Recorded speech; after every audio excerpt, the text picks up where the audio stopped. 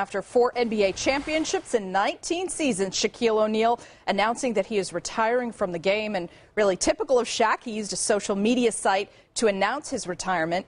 He played this last season with the Celtics, but just could not overcome the effects of a right Achilles injury.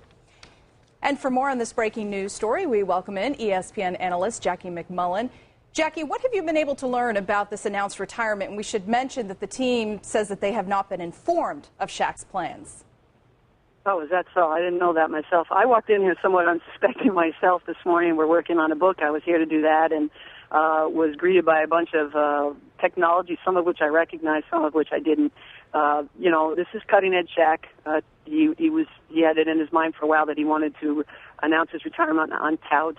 And then I had a chance to sit down with him and talk to him a little bit about really the struggles he had down the stretch with Boston. And I don't think people realize, I know that I didn't, the extent of which he went through to try to get back out on the court and help the Celtics as they're trying to win a championship.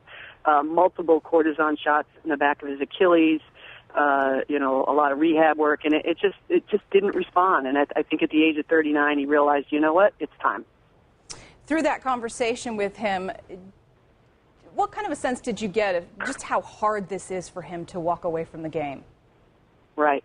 Well, I think the hardest part, honestly, was the final months of the season, not being able to be healthy and to be out there, especially against a Miami Heat team that I know he would have loved to have played against. I think for him that was the most frustrating part because he had been doing a lot of rehab work and had lost over 30 pounds and was feeling great except for just that one little area in the back of his heel. So I think he's already done his mourning, to be truthful. I think he's become comfortable with this idea that it's time to go. So I think today there's a little bit of happiness, a little bit of joy, and a chance to sort of sit back and reflect on a truly one-of-a-kind career. Yeah, 19 years, Jackie, 4 NBA titles, a 15-time NBA All-Star. He is 5th all-time in points scored career-wise. What is his legacy?